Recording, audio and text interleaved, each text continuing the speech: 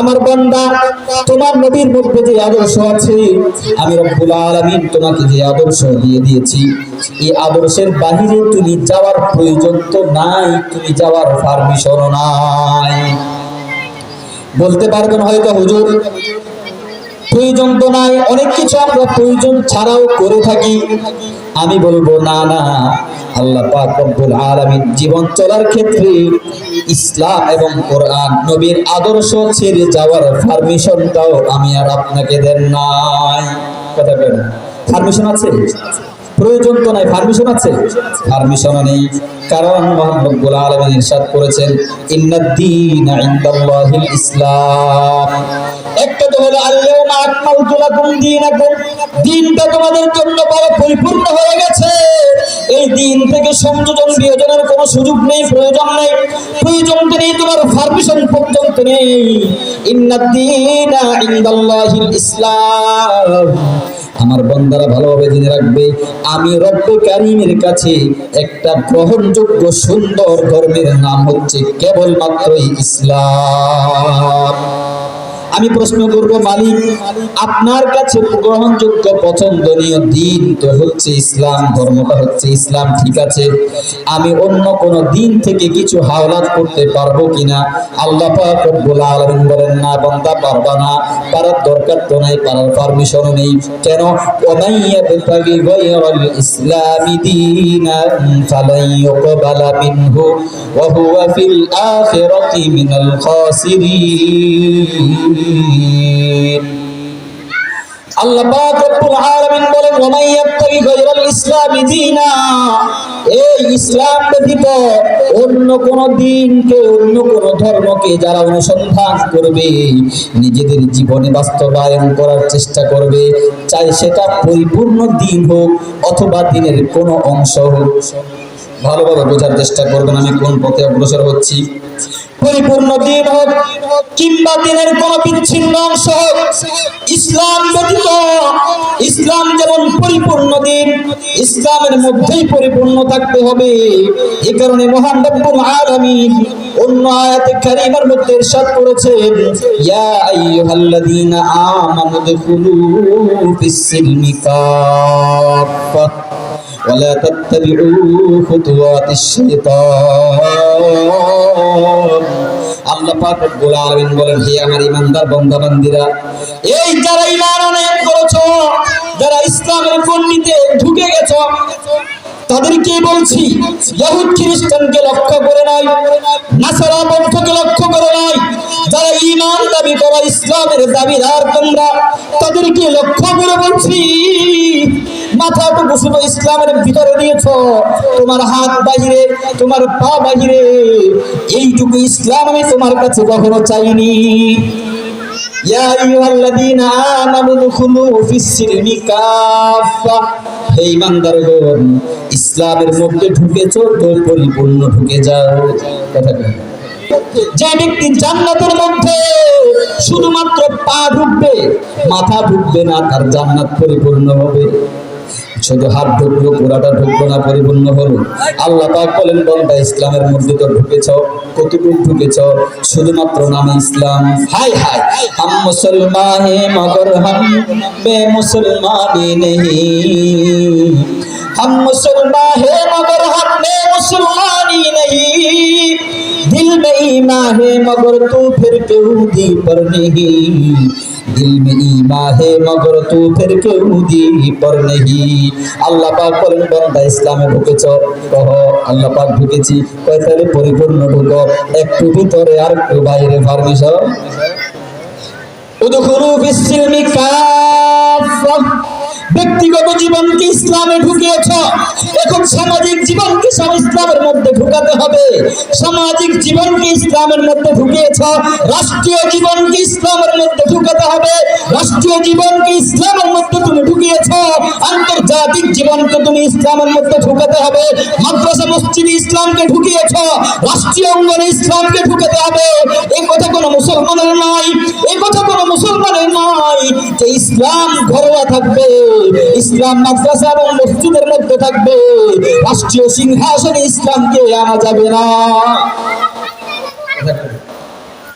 এই কথা কোনো মুসলমান হতে পারে যে ইসলামের সাথে রাজনৈতিকের কোনো সম্পর্ক নেই? এটা একটা কুফরি কালাম, কথা ঠিক কিনা? এটা কোনো মুসলমানের বাক্য হতে পারে না, কারণ মহান রব্বুল আলামিন বলেছেন সাবধান, উদখুলু ফিস সিলমি কাফা। ইসলামের একটা বিধান মানবে আর একটা মানবে না তাও হবে না, ঘরে মানবে বাহিরে মানবে না তাও হবে না, সমাজে মানবে রাষ্ট্রে মানবে না তাও হবে না, রাষ্ট্রে মানবে আন্তর্জাতিক বিশ্বে মানবে না তাও হবে না। ইসলামের মধ্যে তোমাকে পরিপূর্ণই প্রবেশ করতে হবে। আমি রব্বে কারীমের কাছে তুমি যদি জান্নাতি প্রমাণিত হতে চাও, তাহলে আমি রব্বে কারীম দেখব তোমার মধ্যে ইসলাম পরিপূর্ণ আছে কি না। এই কারণে মহান রব্বুল আলামিন বলেন, ওমাইয়াবতাগি গায়রুল ইসলামি দীনান ফালান ইউকবালা মিনহু। আমার বান্দা ইসলামকে রাখা ঘরের মধ্যে রাখবা, মসজিদের মধ্যে রাখবা, মাদ্রাসায় রাখবা, আবার রাষ্ট্রীয় অঙ্গনে গিয়া, সাংস্কৃতিক অঙ্গনে গিয়া ভিনদেশী ভিন্ন কোন ধর্মের কাছ থেকে কিছু জিনিস হাওলাত এবং খয়রাত করে আনবা, এটা আমি গ্রহণ করি না। ওমাইয়াবতাগি গায়রুল ইসলামি দীনান ফালান ইউকবালা মিনহু। সাবধান, কোশ্চিন কালো সাতা তোমার কাছ থেকে গ্রহণ করা যাবে না। ইসলাম পূর্ণাঙ্গ দিন। মুসলমান ভাইরা আমার, বড় আক্ষেপের সাথে এবং দুঃখের সাথে বলতে হয়, আজকে আমরা সমাজের মধ্যে ইসলাম দাবি করি, ঈমান দাবি করি, নিজের ব্যক্তিগত জীবনের মধ্যে নামাজও আদায় করি, রোজাও পালন করি, যাকাতও ঠিকমতো আদায় করি, ফিতরা সবকিছুই দিয়ে হজও করি, আবার বারবার হজ করি, কিন্তু বিভিন্ন সাংস্কৃতিক যখন ব্যাপার স্যাপার চলে আসে, প্রশ্ন চলে আসে, তখন নিজেকে ইহুদি খ্রিস্টানদের দালাল এবং তাদের পাঁচাটা গোলাম হিসাবে প্রকাশ করে দেয়। সামনে আসছে মুসলমান ভাইরা, যে কথাটা বলতে যাচ্ছি সামনে আসছে 31st নাইট। কি আসছে? 31st নাইট নামক কোন জিনিসের কথা আপনি শুনেছেন? মুরব্বীরা হয়তো নাও শুনতে পারেন, কিন্তু যুবকরাই ভালো করে জানে 31st নাইট পালন করা আমার মুসলমান ভাইয়েরা বড় লজ্জার ব্যাপার। এই আমার মুসলমান যুবক যুবতী ভাইরা এবং বোনেরা আমার, আল্লাহ পাক রব্বুল আলামিন তোমাদের জীবন আদর্শকে বড় মোকাম্মাল করে দিয়েছেন। কোন ইহুদ খ্রিস্টানদের কাছ থেকে কোনো কিছু খয়রাত করা লাগবে না। মুসলমান ভাইরা আমার, 31st নাইট এই জিনিসটা কি আগে একটু ভালোভাবে বোঝার চেষ্টা করুন। 31st নাইট হচ্ছে একটা বছর শেষ হয়ে, একটা খ্রিস্টাব্দ বছর শেষ হয়ে আর একটা খ্রিস্টাব্দ বছর যখন শুরু হবে, ইংরেজি হিসাবে দিন শুরু হয় কয়টা থেকে? রাতের 12টা থেকে। কয়টা থেকে? রাতের 12টা থেকে দিন শুরু হয়। রাতের যখন 12টা বেজে যাবে, বরাবর 12টা, যখন ডিসেম্বরের 31 তারিখ শেষ হয়ে জানুয়ারির 1 তারিখ শুরু হবে, দেখবেন বিভিন্ন যুবক যুবতীরা, তরুণ তরুণীরা প্রস্তুত থাকে। তারা সেই জিরো আওয়ারটা পালন করার জন্য, যখন ঘড়ির কাঁটা 00, ঘন্টার জায়গায় 00, মিনিটের জায়গায় 00, সেকেন্ডের জায়গায় 00, তারা আগ থেকে প্রস্তুত থাকে। কিভাবে? আতশবাজি, যত ধরনের অশ্লীলতাবাজি আছে সবকিছু নিয়ে প্রস্তুত থাকবে। যখনই দেখবেন জিরো আওয়ার শুরু হয়েছে, সাথে সাথে পৃথিবীর আকাশে lakh lakh million trillion dollar টাকা অপচয় হয়ে যায় শুধুমাত্র 1 সেকেন্ডে। বড় আফসোসের সাথে বলতে হয় মুসলমান ভাইয়েরা আমার, বহু যুবক যুবতী এবং তরুণ তরুণীরা এই 31st নাইট পালন করে, কিন্তু তারা জানেও না 31st নাইটটা কাদের আদর্শ, কাদের কৃষ্টি কালচার। সংক্ষিপ্ত ভাবে ইতিহাস বলছি। 31st নাইট হচ্ছে খ্রিস্টপূর্ব প্রায় 46 বছর আগের একটি আদর্শ। হযরত ঈসা আলা নবীনা ওয়া আলাইহিস সালাতু ওয়াস সালাম দুনিয়ার জমিনে জন্মলাভ করার প্রায় 46 বছর আগে যারা খ্রিস্ট ধর্মের ছিল, অর্থাৎ যারা ওই ধর্মের লোক ছিল, তারা ছিল মূর্তি পূজারী। কি পূজারী ছিল? মূর্তি পূজারী ছিল।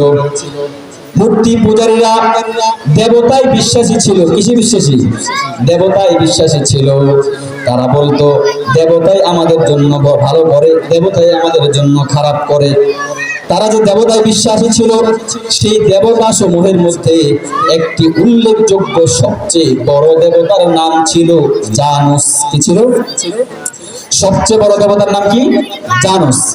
এই জানুস আপনারা যদি গুগলের মধ্যে সার্চ করে দেখেন, জানুস নাম লিখে দেন, তাহলে দেখবেন দুই মুখ ও বিশিষ্ট একটা মূর্তি আসবে। কয় মুখ বিশিষ্ট? দুই মুখ বিশিষ্ট, দুই দিকে মুখ আছে। এক হাতের মধ্যে আছে লাঠি, আর এক হাতের মধ্যে হচ্ছে চাবি, অর্থাৎ চাবি কাঠি, চাবি কাঠি। তাদের বিশ্বাস ছিল তাদের ভালো এবং মন্দের চাবি কাঠি এই দেবতার হাতে। নাউজুবিল্লাহ করবেন না।